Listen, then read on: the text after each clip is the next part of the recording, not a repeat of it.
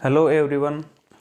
आज हम कक्षा 10 विज्ञान जो चैप्टर चल रहा था मानव नेत्र और रंग बिरंगा संसार, उसका हमने पहला पार्ट देख लिया था। आज हम पार्ट 2 में देखेंगे कि जो प्रिज्म से वो अपवर्तन कैसे होता है, प्रिज्म से प्रकाश का वर्ण विक्षेपण कैसे होता है। तो इन सब घटनाओं के बारे में हम यहाँ पर अध्ययन करेंगे। अगर आपने अभी तक वो पार्ट नंबर 1 नहीं देखा है तो प्लीज़ पहले वो पार्ट नंबर 1 देखिए, उसके बाद ही आपको पार्ट 2 समझ में आएगा। आइए शुरू करते हैं हम। आज का जो हमारा ये टॉपिक है वो है प्रिज्म से अपवर्तन। जो प्रिज्म है उससे अपवर्तन कैसे होता है। अच्छा, अभी तक कुछ को तो यही पता नहीं होता कि प्रिज्म होता क्या है। तो प्रिज्म देखो, ये एक हमारे पास कांच का टुकड़ा होता है, जैसे ये है, इसे कहते हैं हम प्रिज्म। ये जो प्रिज्म है ये कांच का टुकड़ा है, ये दिखाई दे रहा होगा आपको। अब इसमें से तो ये हमारे पास कुछ फलक है, प्रिज्म के अंदर क्या है, फलक। जब आप इसको ध्यान से देखेंगे, अब जो आपको इसमें ये फलक दिखाई दे रही है वो त्रिभुज की आकृति की दिखाई दे रही है। अब ये जो त्रिभुज की आकृति की जो फलक है, इस प्रिज्म में हमारे पास होती है 2। जैसे एक तो ये हो गया सामने से फलक त्रिभुज की आकृति की एक, और जस्ट इसी के पीछे एक और है, और ये रही एक। तो त्रिभुज की आकृति की कितनी फलक होती है प्रिज्म में? 2। अगर हम आयताकार फलक की बात करें तो ये देखो, इधर से जब आप देखेंगे तो ये आयताकार फलक एक हो गई, और जस्ट इसी के पीछे एक और फलक ये हो गई, 2 फलक आयताकार, और इसी के नीचे एक और है ये वाली, 3। तो ये जो आयताकार फलक की अगर हम बात करेंगे तो आयताकार फलकों की संख्या होती है 3, जबकि त्रिभुज के आकृति की जो फलक होती है वो होती है 2। तो इसका मतलब है प्रिज्म के अंदर क्या होता है, प्रिज्म के अंदर हमारे पास 3 तो आयताकार फलक होती है और 2 त्रिभुजाकार फलक होती है। तो अब इसे, ये जो प्रिज्म है, इसे अपवर्तन कैसे होता है वो हम समझेंगे। तो आइए शुरू करते हैं हम। अब जो प्रिज्म है, मान लेते हैं प्रिज्म से अपवर्तन कैसे होगा। तो सबसे पहले यदि हम प्रिज्म का डायग्राम बनाएं तो प्रिज्म जो है ये त्रिभुजाकार आकृति का होता है। अब इस त्रिभुज की जो मान लेते हैं, ये हमारे पास है ए, ये बी और ये सी। यदि अब हम अगर टॉर्च को जलाएं या लेजर लाइट को जलाएं और लेजर लाइट से निकलने वाली किरणें इस प्रिज्म में से होकर जाएगी, तो मान लेते हैं अगर यहाँ पर हमारे पास कोई टॉर्च है, इसको यदि हम ऑन करें तो इससे निकलने वाली किरण इसके पे जाकर टकराएगी, और आने वाली किरण को हम मान लेते हैं ये इस पर जो जा रही है, ये जा रही है ई और एफ। तो ये जो ई एफ किरण है इस ए बी पृष्ठ पर आपतित होगी। जो ई एफ किरण जा रही है वो इस ए बी पृष्ठ पर आपतित हो रही है। अब हमारे हिसाब से ये जो किरण है वो जानी तो चाहिए आगे सीधी ऐसी के ऐसे, लेकिन ऐसा नहीं होगा। क्यों? क्योंकि जैसे ही प्रकाश की किरण इसके अंदर जाएगी तो इसका माध्यम चेंज हो जाएगा, क्योंकि बाहर जो है त्रिभुज, इस प्रिज्म के बाहर वो तो है वायु माध्यम, और ये जो पूरा है ये कांच का बना हुआ है, तो अंदर हो गया कांच का माध्यम, ये माध्यम चेंज हो गया, अंदर हो गया कांच। और जब यही किरण वापस बाहर निकलेगी तो वापस वायु में जाएगी। तो इसमें हम क्या देख रहे हैं कि जब प्रकाश की किरण वायु से कांच में जाएगी पहले तो, और फिर कांच से वायु में। तो जब अगर वायु से कांच में जाएगी तो इसका माध्यम चेंज हो जाएगा, और फिर जब ये कांच से वायु में जाएगी वापस इसका माध्यम चेंज हो जाएगा। और अध्याय नंबर 9 में हमने पढ़ा है प्रकाश वाले चैप्टर में कि जब प्रकाश की किरण अगर एक माध्यम से दूसरे माध्यम में जाती है तो वह अपने पथ से विचलित हो जाती है। अब देखो, ये जो किरण है ये वायु से कांच में जा रही है, अर्थात विरल माध्यम से ये जाएगी सघन माध्यम में, विरल माध्यम से सघन माध्यम में। और जब कोई भी प्रकाश यदि विरल से सघन माध्यम में जाता है, विरल से सघन माध्यम में जाता है, तो वह किरण माध्यम की ओर अभिलंब की ओर झुक जाती है। तो वह किरण कहाँ झुक जाएगी? अभिलंब की ओर। तो अभिलंब की ओर कैसे झुकेगी वो देखते हैं। अब ये जो किरण है ये इस ए बी पृष्ठ पर आपतित हो गई। इस ए बी पृष्ठ पर अगर अब अभिलंब खींचें तो अभिलंब होता है इसके लंबवत, इस पृष्ठ के लंबवत, अर्थात 90 डिग्री पर होगा, और ये हो गया इसका अभिलंब। और अभिलंब मान लेते हैं एम और एन। तो अब ये जो किरण ऐसे जा रही थी तो ये इसका अभिलंब है। तो ये जब किरण वायु से कांच माध्यम में जाएगी, अर्थात विरल से जब सघन माध्यम में जाती है तो अभिलंब की ओर झुक जाएगी। मतलब ये जा तो रही थी ऐसे, और ये थोड़ी सी ऐसे झुक जाएगी अभिलंब की ओर, क्योंकि अभिलंब यहाँ पर है तो थोड़ी सी ऐसे नीचे की ओर झुक जाएगी और इस तरीके से आगे चली जाएगी। और इस पृष्ठ पर इस बिंदु को हम मान लेते हैं O, और ये वाला जो बिंदु है इसको हम मान लेते हैं O डैश। अब हमको इस प्रिज्म के अंदर जो किरण प्राप्त हो रही है वो प्राप्त हो रही है O और O डैश। अब ये जो O और O डैश किरण है, अब ये कांच से वापस बाहर जाएगी वायु में, वापस बाहर जा रही है वायु के अंदर। अब हमको पता है वापस माध्यम चेंज होगा, लेकिन इस बार ये सघन से विरल में जाएगी, अर्थात उल्टा सघन से विरल में जाएगी। और जब सघन से विरल के अंदर अगर प्रकाश किरण जाती है तो वह अविलंब से दूर हट जाती है। अब यह अविलंब से थोड़ी दूर हट जाएगी। तो कैसे हटेगी, देखो सेम यही पैटर्न यहाँ पर लगाएंगे।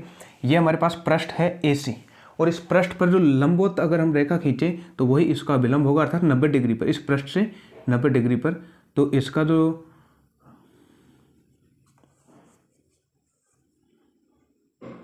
और ये हो गया इसका अविलंब M डैश N डैश। देखो दो हमारे पास अविलंब हो गए, एक तो पहला वाला पृष्ठ AB के लिए M1 और AC पृष्ठ के लिए M डैश N डैश। अब ये जो किरण है ये जानी तो चाहिए सीधी, लेकिन ये जा रही है सघन से विरल में, और जब सघन से विरल में जाती है तो प्रकाश की किरण दूर हट जाएगी, अर्थात ये इस बार इसकी तरफ झुकेगी नहीं, ये इसे थोड़ी ऐसे दूर हट जाएगी। अविलंब यहाँ पर है तो इससे दूर ये ऐसे नीचे की तरफ आ जाएगी थोड़ी सी इनकी, अर्थात ये नीचे की तरफ ऐसे झुक जाएगी। और जो बाहर जो किरण निकल रही है इसको हम नाम दे देते हैं G और H, G और H। अब इसमें हम ये देखते हैं कि ये जो किरण, अगर इस प्रिज्म को हम हटा दें, ये जो किरण EF थी, अगर ये प्रिज्म नहीं होता तो ये EF सीधी ऐसे कैसे जाती। यदि इसको मैं बढ़ाऊँ एक बार के लिए EF वाली को, तो EF जो है ये ऐसे जा रही थी सीधी, EF ऐसे जा रही थी, लेकिन ये अब लास्ट में इधर जा रही है GH, यानी कि ये यहाँ से लेकर यहाँ तक झुक गई। तो ये कितने डिग्री पर झुक गई, अगर GH को भी मैं पीछे बढ़ाऊँ, GH को पीछे बढ़ाऊँ तो ये इसको इस बिंदु पर यहाँ पर प्रतिच्छेद करेगी, और इस बिंदु को मैं नाम दे देता हूँ यहाँ पर D बिंदु, D बिंदु। अब यहाँ पर जो कोण बन रहा है, ये जो किरण थी और ये जो लास्ट में इधर जा रही है, और यहाँ जो ये कोण बन रहा है, इस कोण को हम विचलन कोण कहते हैं। इस कोण को क्या कहते हैं, विचलन कोण। अब एक एक चीज़ हम वापस देखते हैं, इसमें से इन सब का हम नामकरण करते हैं। तो नामकरण करते हैं, तो देखो नामकरण कैसे करेंगे इनका। अब इन सब का नाम लिख देंगे। अब ये जो पहले EF किरण जा रही थी इसको हम बोलते हैं आपतित किरण। E और F कौन सी किरण हो गई, आपतित किरण। मतलब तो सबसे पहले जो किरण जाती है और किसी पृष्ठ पर टकराती है उसको हम बोलते हैं आपतित किरण। अब यहाँ पर ये किरण दूसरे माध्यम में जा रही है तो इस किरण का अपवर्तन हो गया। यहाँ पर कौन सी घटना हो गई, अपवर्तन। जब प्रकाश की किरण दूसरे माध्यम में प्रवेश कर जाती है तो वहाँ अपवर्तन की घटना होती है, और दूसरे माध्यम में जाने वाली किरण को अपवर्तित किरण कहा जाता है। तो अपवर्तित किरण कौन सी हो गई, यहाँ से लेकर यहाँ तक, अर्थात O और O डैश। तो O और O डैश हो गई अपवर्तित किरण, अपवर्तित किरण, आपतित किरण और अपवर्तित किरण। अब यही जो अपवर्तित किरण है ये लास्ट में जब बाहर निकल रही है, ये GH के रूप में निकल रही है, तो लास्ट में जो निकलने वाली किरण को उसको हम निर्गत किरण कहते हैं।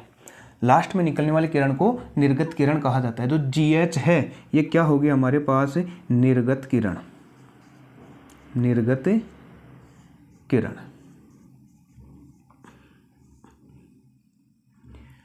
अब यहाँ पर अभिलंब कौन कौन से हो गए, M N और M डैश और N डैश यहाँ पर क्या है, अभिलंब है। तो यहाँ पर लिख देंगे M N और M डैश N डैश यहाँ पर क्या है, अभिलंब है, अभिलंब है। अब यहाँ पर जो ये आपको कोण A दिख रहा है, दो फलकों के बीच में बनने वाले कोण को हम प्रिज्म कोण कहते हैं। तो कोण जो A है, कोण A, इसको हम प्रिज्म कोण बोलते हैं। प्रिज्म के दो फलकों के मध्य बनने वाला कोण। प्रिज्म कोण कौन सा होता है, देखो ये जो प्रिज्म है, ये जो प्रिज्म है, अब इसकी एक फलक तो ये हो गई आयताकार और दूसरी फलक आयताकार ये हो गई। जब इन दोनों फलकों को हम मिलाएंगे तो इन दोनों फलकों के बीच में जो यहाँ पर जो एंगल बन रहा है, ये जो एंगल बन रहा है इस एंगल को हम कहते हैं प्रिज्म कोण। चाहे आप इधर वाला एंगल ले लो, दो फलकों के बीच में बन रहा है, चाहे आप ये वाला एंगल ले लो, ये भी दो फलकों के बीच में बन रहा है। एक तो ये फलक ये हो गई और एक फलक ये हो गई, इनके बीच में जो ये एंगल को बनता है इसको हम कहते हैं प्रिज्म कोण। तो दो पार्श्व फलकों के मध्य बनने वाले कोण को हम प्रिज्म कोण कहते हैं। तो कोण ए क्या हो गया हमारे पास, प्रिज्म कोण। अब ये जो यहाँ पर डी है, कोण डी, इस कोण डी को हम क्या कहते हैं, विचलन कोण। कोण डी को विचलन कोण कहा जाता है। मतलब कितना ये विचलित हो गया। विचलन का नाम क्यों हो गया, क्योंकि ये किरण विचलित हो गई। ये किरण जा तो ऐसे रही थी और अब इधर जा रही है, मतलब कितने डिग्री से यह विचलित हो गई, इसलिए इसको विचलन कोण कहा जाता है।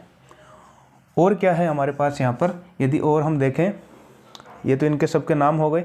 अब एंगल, अब हमको पता है ये जो यहाँ पर इस अभिलंब के साथ जो कोण बनता है उसको हम लिखते हैं आई से। किसे लिखते हैं, आई से। तो जो कोण आई है ये कौन सा है, आपतन कोण। कौन सा होगा, आपतन कोण। और इसके अंदर अब ये जो जाने वाली किरण इस अभिलंब के साथ जो कोण बना रही है इसको हम नाम दे देते हैं आर, और अपवर्तन की घटना में जो आर वाला कोण है इसको हम कहते हैं अपवर्तन कोण। अपवर्तन कोण। और लास्ट में ये जो एंगल बन रहा है इसको हम स्मॉल ई से लिखते हैं और इसको लिखते हैं निर्गत कोण। जो निर्गत किरण के साथ जो अभिलंब के साथ कोण बन रहा है इसको बोलते हैं निर्गत कोण। निर्गत कोण।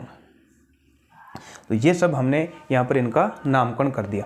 अब सबसे इंपॉर्टेंट जो डेफिनेशन है वो है विचलन कोण की, कि विचलन कोण किसे कहा जाता है, विचलन कोण। और विचलन कोण मतलब हो गया डी, यानी कि कोण डी की बात हो रही है यहाँ पर। तो ये जो है विचलन कोण किसे कहते हैं, देखो तो विचलन कोण कहाँ बन रहा है पहले तो ये देखते हैं। विचलन कोण कहाँ बनेगा, ये जो हमारे पास ई एफ अर्थात आपतित किरण थी, तो आपतित किरण ये, और ये बना रही है जी एच के साथ अर्थात निर्गत किरण के साथ। तो आपतित किरण और निर्गत किरण के मध्य बनने वाले कोण को हमें विचलन कोण कहते हैं। तो इसकी डेफिनेशन लिख देंगे। ये कौन सी किरण थी, आपतित किरण। आपतित किरण, आपतित किरण और निर्गत किरण के मध्य, निर्गत किरण के मध्य, निर्गत किरण के मध्य बनने वाला कोण, मध्य बनने वाला कोण क्या कहलाता है, विचलन कोण। बनने वाला कोण। तो ये 1 नंबर की डेफिनेशन एग्जाम के अंदर आ सकती है, ये हमको ध्यान रखना है। तो विचलन कोण किसे कहते हैं, देखो आपतित किरण जा तो ऐसे रही थी और ये कितने डिग्री कोण से विचलित हो गई, ये देखो यहाँ से और ये इधर जा रही है। तो ये जो एंगल बन रहा है ये यहाँ ऐसे जा रही है, तो इसी कोण को हम कहते हैं विचलन कोण। और एक और होता है प्रिज्म कोण। तो प्रिज्म कोण की भी हमको डेफिनेशन याद रखनी है, प्रिज्म कोण। तो प्रिज्म कोण की परिभाषा क्या हो जाएगी, तो प्रिज्म कोण को जो परिभाषा है, तो प्रिज्म के किन्हीं भी दो पार्श्व फलकों के मध्य बनने वाला कोण प्रिज्म कोण कहलाता है। आप ये लिख सकते हैं कि किन्हीं भी दो पार्श्व फलकों के मध्य बनने वाला कोण प्रिज्म कोण कहलाता है। तो आई होप ये प्रिज्म से जो अपवर्तन का एक तो ये नामांकित चित्र और ये इसकी 2 डेफिनेशन ये ज़रूर हमको याद करनी है, एग्जाम के अंदर पूछा जा सकता है। तो आई होप यहाँ तक शायद ये क्लियर हो गया होगा। अगर फिर भी अगर कुछ समझ में नहीं आ रहा है तो एक बार कमेंट ज़रूर करें, और यहाँ तक अगर आपको उतारना है तो इसको उतारें। फिर चलते हैं हम नेक्स्ट टॉपिक पर।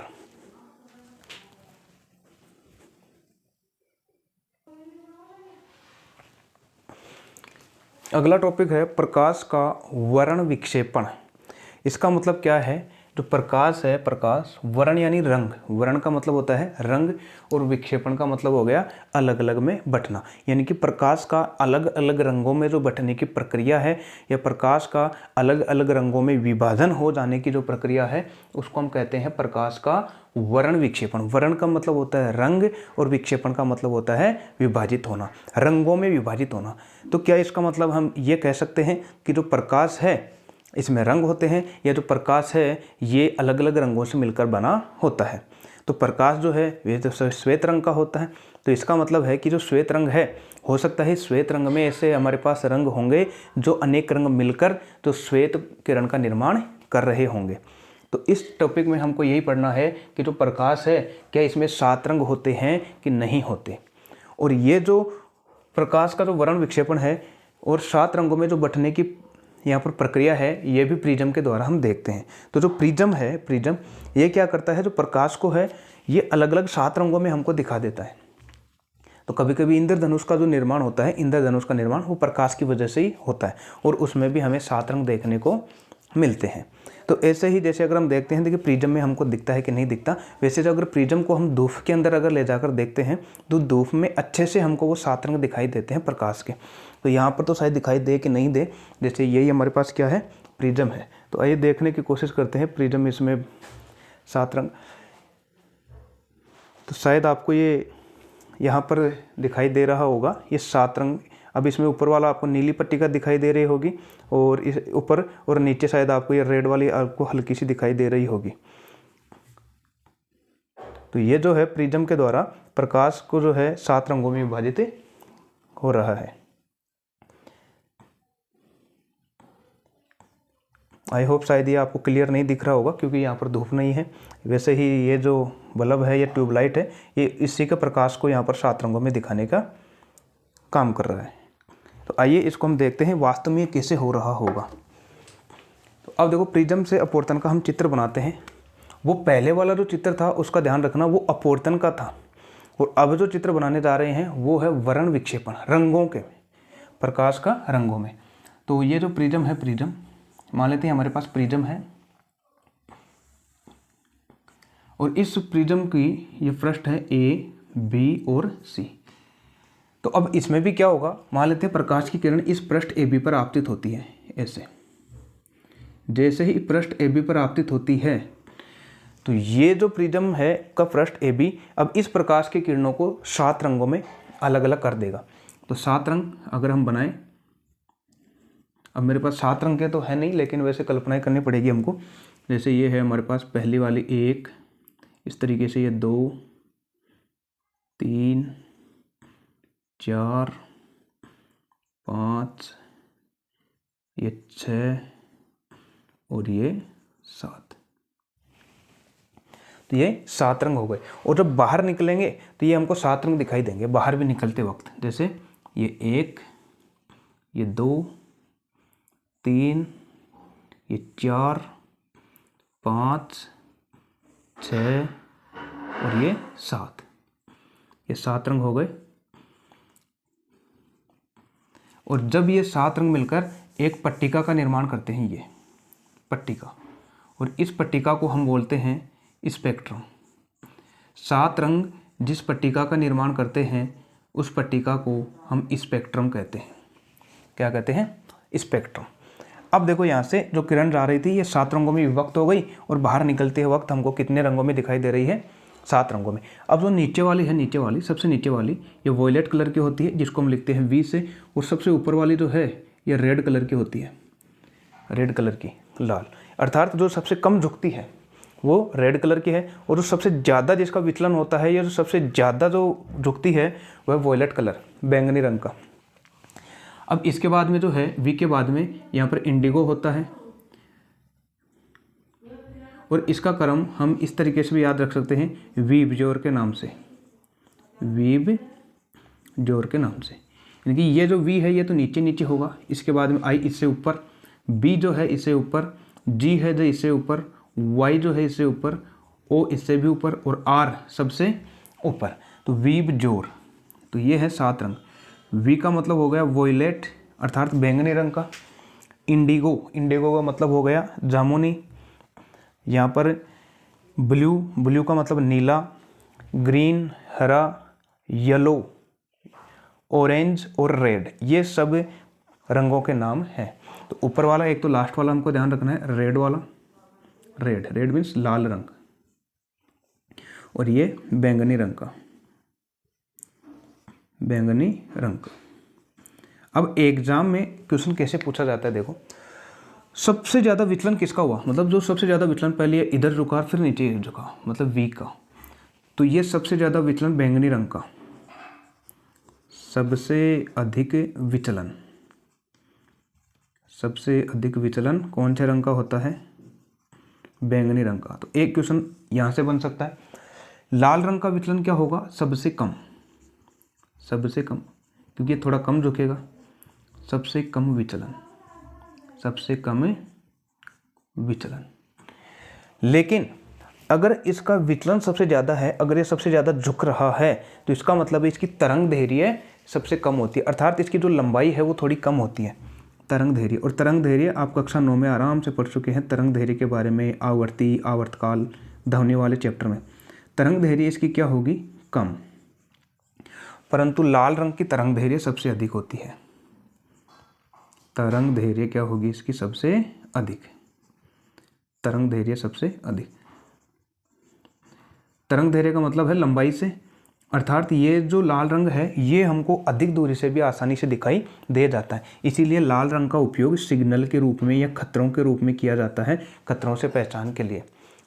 तो लाल रंग की जो लाइट है वो हमको काफ़ी दूरी से दिखाई दे जाती है। क्यों? क्योंकि इसकी तरंग दैर्घ्य सबसे ज़्यादा होती है। और वॉयलेट कलर की जो तरंग दैर्घ्य है वो सबसे कम। लेकिन अगर हम विचलन की बात करें, सबसे अधिक विचलन बैंगनी रंग में और सबसे कम विचलन लाल रंग में। सबसे कम विचलन लाल, लेकिन तरंग दैर्घ्य सबसे अधिक। इसमें सबसे अधिक विचलन बैंगनी रंग में, लेकिन तरंग दैर्घ्य सबसे कम इसी में होगा। इस तरीके से अगर आ जाए प्रिज्म से प्रकाश का अपवर्तन, तो इस तरीके से हमको डायग्राम बनाना है। तो देखो, प्रिज्म के द्वारा प्रकाश का वर्ण विक्षेपण की परिभाषा क्या हो जाएगी? प्रिज्म के द्वारा प्रकाश का अलग अलग रंगों में विभाजन होने की प्रक्रिया प्रकाश का वर्ण विक्षेपण कहलाती है। और वर्ण विक्षेपण के पश्चात जो 7 रंग हैं हमको जिस पट्टिका पर प्राप्त होते हैं उस पट्टिका को स्पेक्ट्रम कहा जाता है। इसमें सिर्फ यही है। और ये जो इसका प्रयोग जो किया था वो न्यूटन ने किया था, आइजैक न्यूटन ने। अब न्यूटन ने क्या सोचा कि यदि जो एक प्रिज्म है, अगर वो 7 रंग अगर विभाजित कर देता है, तो अगर हम एक और प्रिज्म ले लें तो हमको और अधिक ऐसे रंग मिल सकते हैं। ये सोचा था न्यूटन ने, केवल सोचा था, प्रयोग भी किया था। तो न्यूटन ने जब सोचा इसके बारे में, जब एक प्रिज्म से अगर 7 रंग अलग अलग हो गए तो इसके सापेक्ष अगर एक और प्रिज्म रख दें तो वो और रंग विभाजित करेगा। लेकिन जब न्यूटन ने देखा कि केवल प्रकाश में अधिकतम 7 ही रंग होते हैं, 7 से अधिक नहीं होते, उसके बाद जो है न्यूटन ने यह बताया कि प्रकाश में केवल कितने रंग होते हैं? 7। तो प्रयोग कैसे किया था? जैसे पहले वाला ये है हमारे पास प्रिज्म, अब उसने इसके सापेक्ष दूसरा उल्टा प्रिज्म रख दिया, एक और प्रिज्म रख दिया। अब पहले वाले में हमको पता है 7 रंग जाएंगे, ऐसे करके 7 रंग निकलेंगे, और ये 7 रंग जाकर अब अगले प्रिज्म पर आपतित होंगे। जब ये अगले प्रिज्म पर आपतित होंगे तो ये सब लास्ट में बाहर निकलते वक्त सिर्फ एक ही प्रकाश की किरण उसको प्राप्त होगी, वो भी सफ़ेद रंग की, श्वेत रंग की। तो इसका मतलब है कि प्रकाश किरण में सिर्फ अधिकतम कितने रंग होते हैं? 7 रंग। आई होप ये वाला शायद आपको समझ में आया होगा। अगर आप इसका स्क्रीनशॉट लेना चाहते हैं तो लीजिए, फिर एक और चलते हैं नेक्स्ट टॉपिक पर।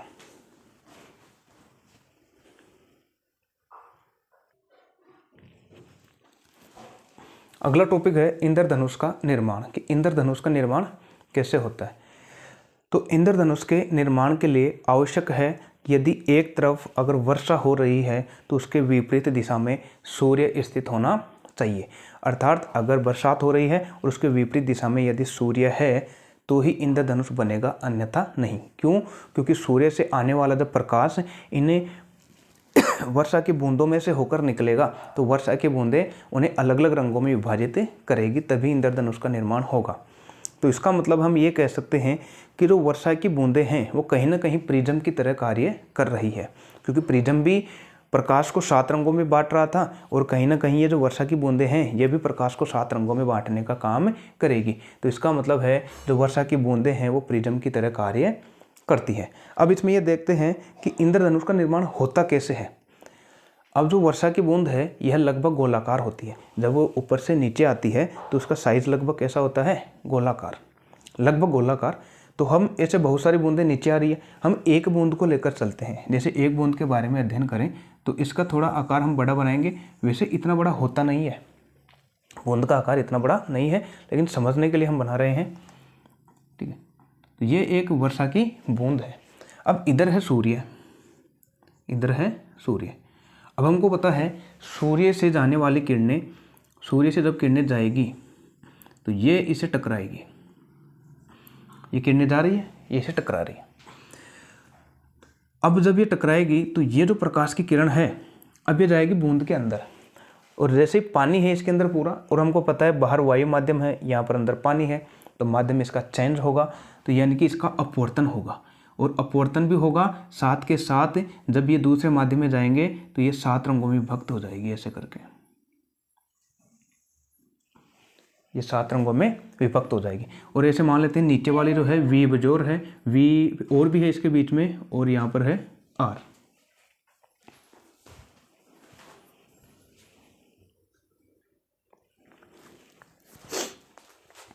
तो जब ये 7 रंग आएंगे इसके बीच में और भी रंग हैं, ठीक है, V I B G Y O, और ऊपरी कौन सा होगा, आर। अब जैसे ये इस पृष्ठ पर टकराएगी तो यहाँ से हमको पता है जब ये अब इसका हो जाएगा परावर्तन, क्या हो जाएगा, परावर्तन ऐसे, और जब बाहर निकलेगी तो वापस इसका हो जाएगा अपवर्तन, तो वापस इसका क्या हो गया, अपवर्तन। तो ये V और R, ये R और V। तो इस तरीके से जब हम इसमें देखें कौन कौन सी घटनाएं हो गई, जब आप इसको ध्यान से देखेंगे, पहले तो हो रहा है इसका अपवर्तन, बस यही पूछा जाएगा एग्जाम में, ज़्यादा नहीं पूछा जाएगा कि कौन कौन सी घटनाएं होती है इसमें। अपवर्तन की हो रही है एक, तो कौन सी घटना हो रही है, अपवर्तन की, क्योंकि प्रकाश की किरण पहले वायु माध्यम से अब जा रही है इस बूंद के अंदर, तो अपवर्तन हो गया, अपवर्तन की घटना। अब जब किसी सतह से टकराकर किरणें वापस लौट जाती है, देखो ये सतह हो गई पूरी, इसे टकराकर वापस लौट रही है, ये है पूर्ण आंतरिक परावर्तन, पूर्ण आंतरिक परावर्तन। 2 घटना। अब एक घटना और है, वो कौन सी है, जब ये बाहर निकल रही है तो कितने रंग बाहर निकल रहे हैं, 7, यानी कि ये हो गया वर्ण विक्षेपण, वर्ण विक्षेपण। तो इसका मतलब है जब इंद्रधनुष का निर्माण होता है तो कौन कौन सी घटनाएं होती है, तो अपवर्तन होता है, पूर्ण आंतरिक परावर्तन होता है, और वर्ण विक्षेपण होता है। आप यहाँ से देख रहे होंगे पहले ये अपवर्तन हो रहा है और फिर यहाँ से इसका ये आंतरिक परावर्तन। आंतरिक परावर्तन क्यों लिखा हमने, क्योंकि अंदर इसका परावर्तन हो रहा है, इसी बूंद के अंदर ही इसका परावर्तन हो रहा है, और जब बाहर निकल रही है तो ये वापस इसका क्या हो रहा है, वर्ण विक्षेपण। अच्छा, जब बाहर निकल रही है तो ये जब इसका ये जो किरणें हैं ये 7 रंगों में हमको दिखाई देगी, और यहाँ पर ये बनाएगी पट्टिका। अब ऐसे ये एक अगर बूंद बना रही है तो यहाँ पर हमारे पास और भी बूंदें हैं, सेम यही पैटर्न इस पर बाहर आएगा, तो ये सब बूंदें मिलकर एक ऐसे पूरा पट्टिका का निर्माण कर लेगी इस तरीके से, और यहाँ पर हमको क्या दिखाई देगा, इंद्रधनुष। अच्छा, ये जब इंद्रधनुष बनता है ये हमेशा पूरा का पूरा गोल बनता है।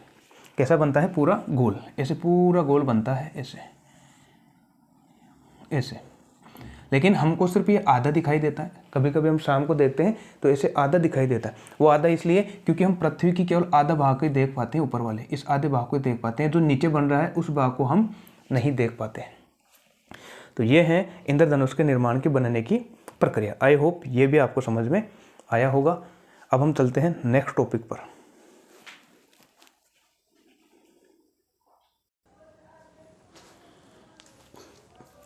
अगला टॉपिक है वायुमंडलीय अपवर्तन, अर्थात वायुमंडल में जो अपवर्तन की घटना होती है, कौन कौन सी हमको घटनाएं देखने को मिलती है उनके बारे में पढ़ेंगे। तो इसमें हमको 3 घटनाएं पढ़नी है। पहला है तारों का टिमटिमाना, जो तारे हैं हमको टिमटिमाते हुए प्रतीत होते हैं, ऐसा क्यों। फिर आग के पीछे की वस्तुओं का हिलते हुए दिखाई देना। कभी कभी क्या हो जाता है, अगर कई जगह आग लग जाती है तो उस आग के पीछे की यदि हम वस्तुओं को देखते हैं वो थोड़ी सी झिलमिलाती हुई प्रतीत होती है या हिलती हुई प्रतीत होती है, ऐसा क्यों होता है। और एक ये पढ़ेंगे अग्रिम सूर्योदय और विलंबित सूर्यास्त, अर्थात जो सूर्योदय है वह जो सूर्योदय से पहले ही सूर्य हमको दिखाई देने लग जाता है, सूर्यास्त के बाद भी कुछ देर तक सूर्य हमको दिखाई देता है, ऐसा क्यों। तो आइए पहला हम देखते हैं तारों का टिमटिमाना। तारे हमको टिमटिमाते हुए क्यों प्रतीत होते हैं। यदि इस चैप्टर के आपको अगर नोट्स चाहिए तो मेरे व्हाट्सएप नंबर पर आपको मैसेज करना होगा, और इसकी जो PDF है नोट्स की वो मैं वहाँ पर सेंड कर दूँगा। और जो मोबाइल नंबर है वो है 8290343539, इस पर आप व्हाट्सएप पर SMS कर दीजिएगा। तारों का टिमटिमाना, तो तारे कैसे टिमटिमाते हैं देखो। मान लेते हैं ये पृथ्वी है, पहले पृथ्वी है और पृथ्वी के ऊपर हमको पता है चारों ओर गैसों का आवरण होता है, वायु है इस तरीके से, ये धूल के कण वगैरह यहाँ पर विद्यमान होते हैं, गैस वगैरह ऐसे करके, ठीक है। लेकिन जैसे जैसे अगर हम इस वायुमंडल से ऊपर चले जाएंगे तो मतलब जो हमारे पास ऊपर जब देखेंगे तो वहाँ पर कोई वायुमंडल नहीं होगा। तो ऊपर जाने पर वायुमंडल नहीं होता है, वहाँ पर ना कोई धूल के कण वगैरह कुछ भी नहीं होता है, सिर्फ निर्वात होता है। और मान लेते हैं तारा यहाँ पर है, तारा यहाँ पर है। अब देखो तारों से चलने वाला जो प्रकाश है, अब यहाँ पर कुछ भी नहीं है और यहाँ पर है वायुमंडल। तो वायुमंडल में कण जो है वो पास पास होते हैं, तो ये जो है वायुमंडल और कण पास पास होने के कारण ये थोड़ा सघन माध्यम की तरह कार्य करेगा। किसकी तरह? सघन माध्यम की तरह, क्योंकि जिसमें कण पास पास होते हैं वो सघन माध्यम के कार्य करता है और जो जिसमें दूर होते हैं वो विरल माध्यम की तरह।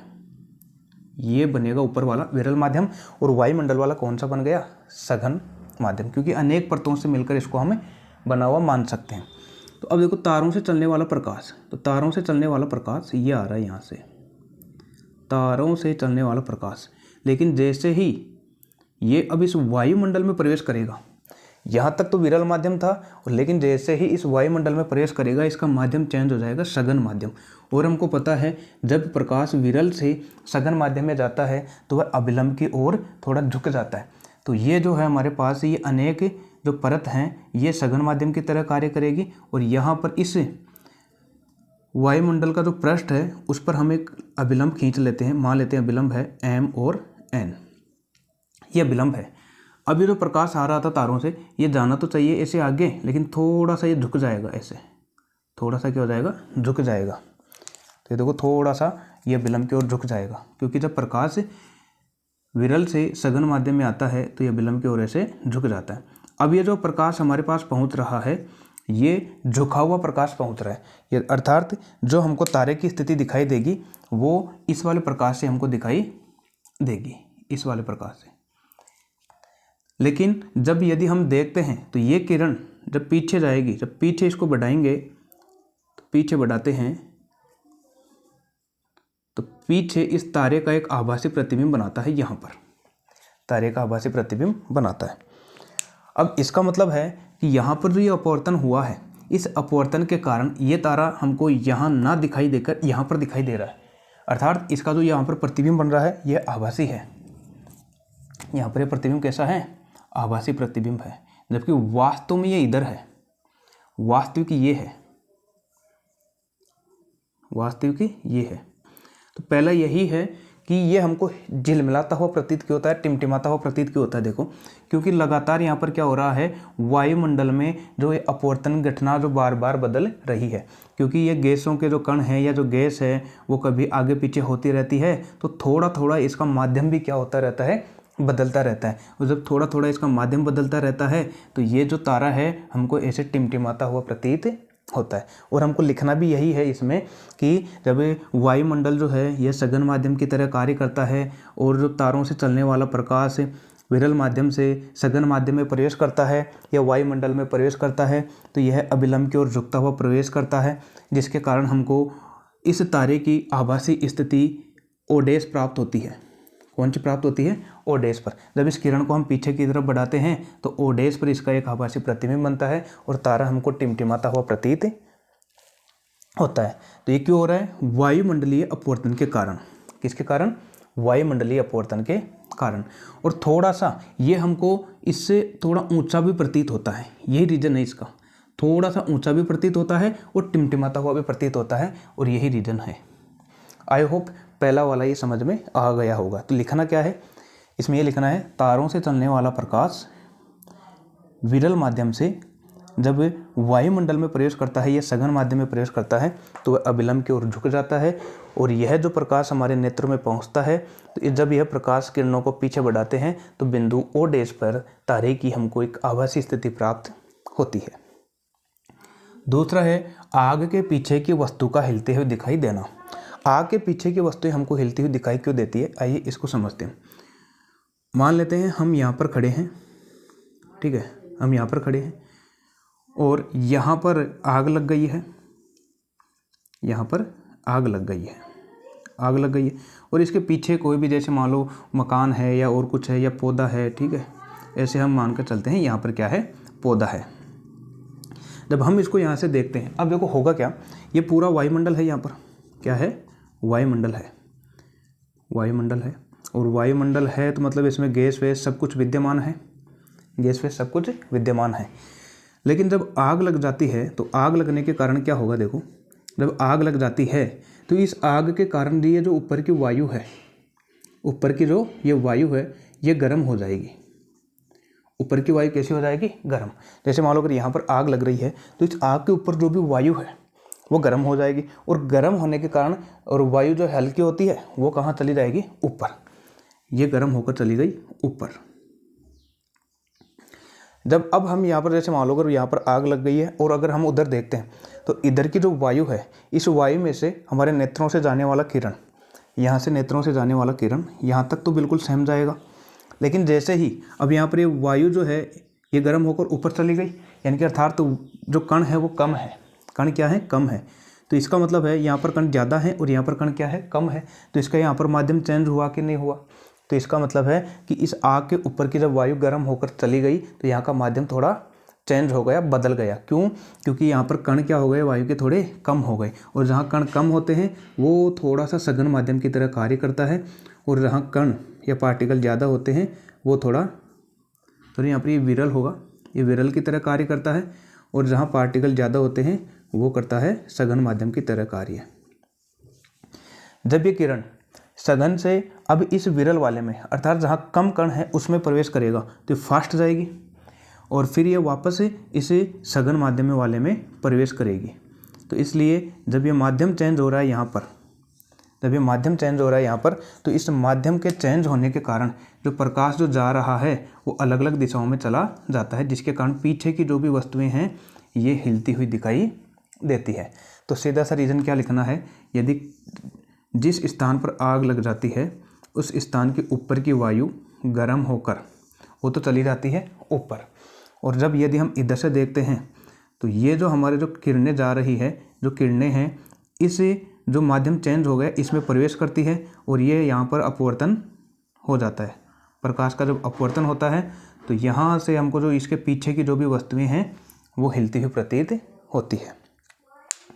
तो कैसे क्या लिखना है कि हमको इतना लिखना है कि जहाँ जिस जगह पर भी यदि आग लग जाती है उस आग के ऊपर की वायु गर्म होकर वो ऊपर उठ जाती है और उसका माध्यम बदल जाता है, जिसके कारण हमको उस माध्यम के पीछे की जो वस्तुएं हैं वो हिलती हुई दिखाई देती है, क्योंकि माध्यम बदलता रहता है। क्योंकि जैसे जैसे आग लगेगी वो गर्म होकर ऊपर जाती रहेगी, और किरण जब उसमें से जाएगी वो थोड़ी सी बदल बदल कर जाएगी, अपवर्तन उसका हल्का हल्का अपवर्तन होता रहेगा, और इसके कारण पीछे की वस्तुएं हमको हिलती हुई प्रतीत होती है। ये है क्वेश्चन नंबर 2 का आंसर। और एक और है, अग्रिम सूर्योदय और विलंबित सूर्यास्त क्या है। आइए इसको समझते हैं। अग्रिम सूर्योदय का मतलब है सूर्योदय से पहले हमको सूर्य दिखाई देता है।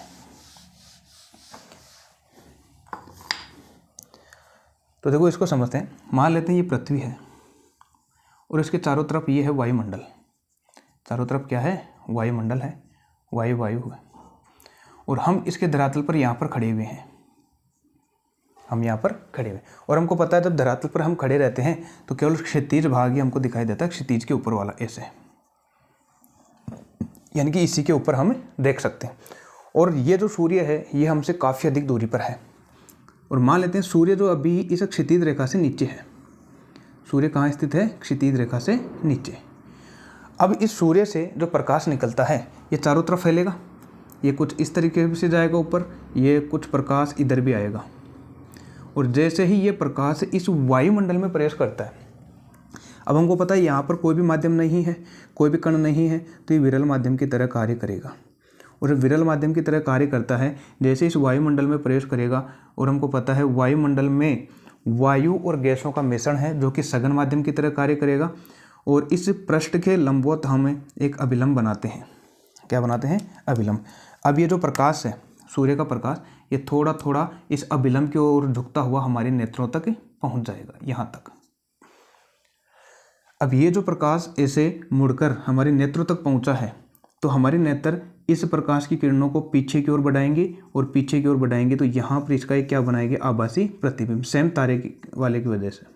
जैसे अभी हमने तारों का टिमटिमाने में किया था, सेम वैसा ही यहाँ पर लगेगा। हमारे नेत्र इन प्रकाश की किरणों को अगर पीछे की ओर बढ़ाएगी तो यहाँ पर इसका क्या बनेगा, प्रतिबिंब। अब यहाँ पर देखो, जो हमारे पास वास्तविक जो सूर्य था वो तो ये था वास्तविक, लेकिन यहाँ पर जो हमको प्राप्त हो रहा है ये आभासी हो रहा है। सूर्य कैसा प्राप्त हो रहा है, आभासी। तो इसका मतलब है कि ये सूर्य अभी भी क्षितिज से नीचे है, लेकिन इस वायुमंडलीय अपवर्तन के कारण, ये जो अपवर्तन हो रहा है, इस अपवर्तन के कारण ये हमको पहले ही दिखाई दे रहा है। इस वायुमंडलीय अपवर्तन के कारण यदि ये प्रकाश यहाँ पर ये नहीं झुकता, इस वायुमंडल में जाने से अगर ये नहीं झुकता, अपवर्तन की घटना नहीं होती, तो ये अभी भी हमको दिखाई नहीं देता। लेकिन ये प्रकाश जो है जब वायुमंडल में प्रवेश करता है, ये थोड़ा सा ऐसे झुक जाता है और ये किरणें यहाँ पर इसका क्या बना देती है, आभासी प्रतिबिंब, और हमको ऐसा लगता है कि सूर्योदय हो गया। लेकिन जैसे जैसे पृथ्वी घूमेगी तो ये जो वास्तविक सूर्योदय होने में 2 मिनट का समय लगता है। कितने मिनट का समय लगता है, 2 मिनट का। अब इसका मतलब क्या है कि वास्तविक सूर्योदय से पहले 2 मिनट पहले ही हमको सूर्य दिखाई देने लग जाता है। वो क्यों दिखाई देने लग जाता है, वो इस वायुमंडलीय अपवर्तन के कारण।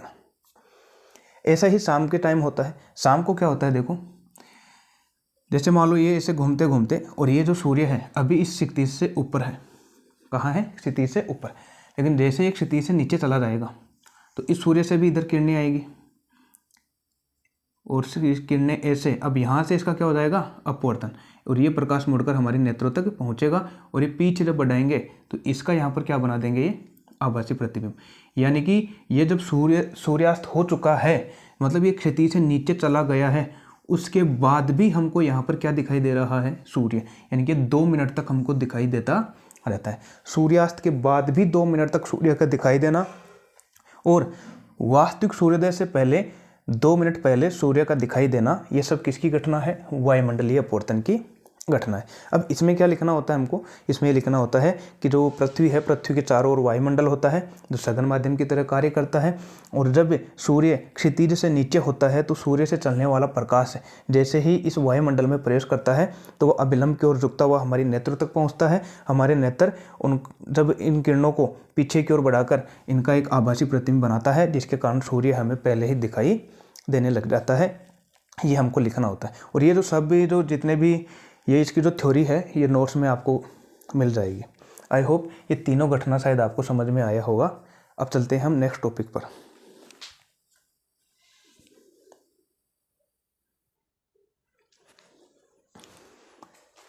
अब है टिंडल प्रभाव।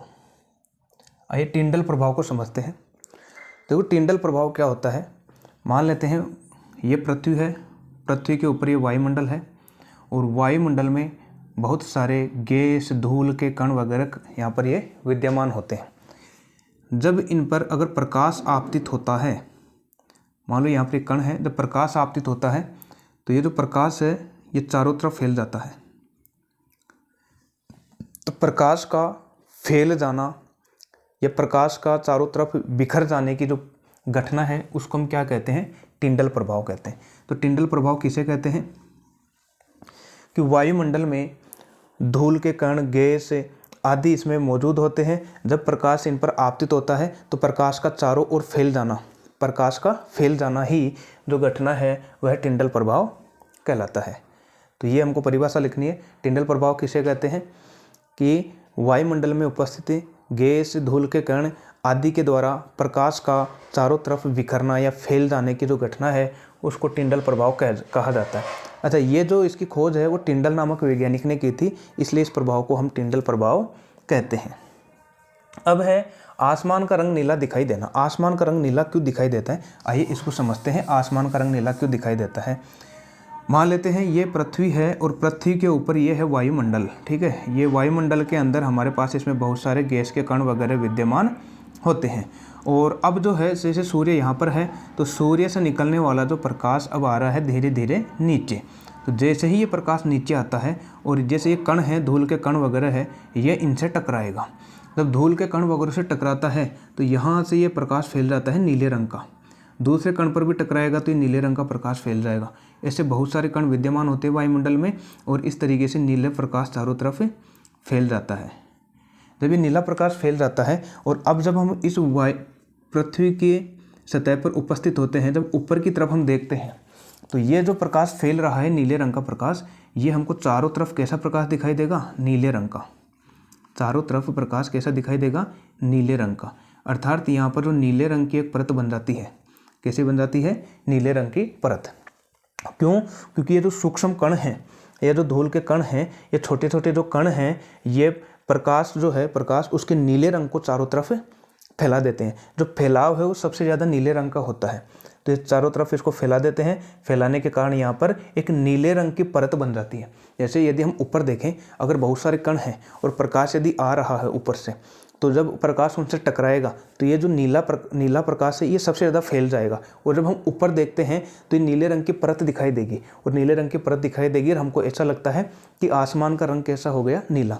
जबकि यदि हम वायुमंडल से ऊपर उठकर देखें, वायुमंडल से अगर ऊपर उठकर देखें, अगर आप इसको पार करके अगर आप ऊपर देखेंगे तो अब आपको आसमान का रंग नीला दिखाई नहीं देगा, काला दिखाई देगा।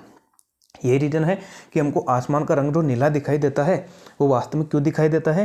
क्योंकि इन कणों के द्वारा नीले रंग का जो प्रकाश है उसका फैलाव ज़्यादा होता है, और नीले रंग के प्रकाश की वजह से ही आसमान का रंग हमको नीला दिखाई देता है। ये हमको करना है इसके अंदर।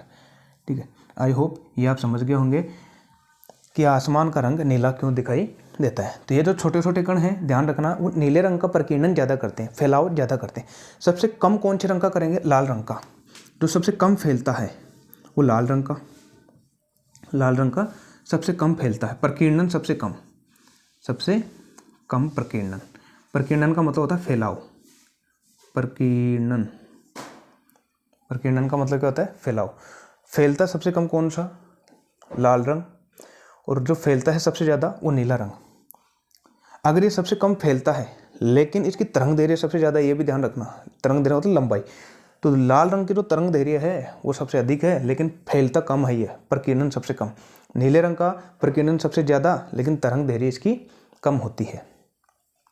लाल रंग की जो तरंग दैर्घ्य है वो नीले रंग की तुलना में लगभग 1.8 गुना होती है। कितनी गुना होती है? 1.8 गुना। अर्थात अगर इसका ये अगर 1 है, नीले रंग की तरंग दैर्घ्य 1 है, तो लाल रंग की तरंग दैर्घ्य कहीं ना कहीं 1.8 मीटर की होगी। ऐसे हम इसको मान सकते हैं। तो लाल रंग की तरंग दैर्घ्य अधिक होती है। इनकी अगर लंबाई सबसे अधिक है तो इनकी सबसे अधिक दूरी से हमको लाल रंग आसानी से दिखाई देगा। इसीलिए लाल रंग का उपयोग हम सिग्नल के रूप में करते हैं। सिग्नल विग्नल में देखे होंगे लाल रंग का उपयोग किया जाता है, या खतरों के निशान के लिए हम लाल रंग का ही उपयोग करते हैं। क्यों करते हैं? क्योंकि इसकी तरंग दैर्घ्य सबसे अधिक होती है। तरंग दैर्घ्य सबसे अधिक होती है, तरंग दैर्घ्य सबसे अधिक। और अगर पूछा जाए तरंग दैर्घ्य सबसे कम, तो वो नीले रंग की होगी। तरंग दैर्घ्य सबसे कम किसकी होगी? नीले रंग की। तो ये था आपका चैप्टर मानव नेत्र और रंग बिरंगा संसार, और इसमें जितने भी इम्पोर्टेंट टॉपिक थे वो हमने इस भाग में देख लिए। और कमेंट करके ज़रूर बताइएगा कि ऐसा नेक्स्ट कौन सा चैप्टर लेकर आएँ जो एग्ज़ाम की दृष्टि से भी इम्पोर्टेंट हो और जिसमें आपको सबसे ज़्यादा समस्याएं भी हो। मिलते हैं अगले वीडियो में हम एक नए अध्याय के साथ। तब तक के लिए धन्यवाद।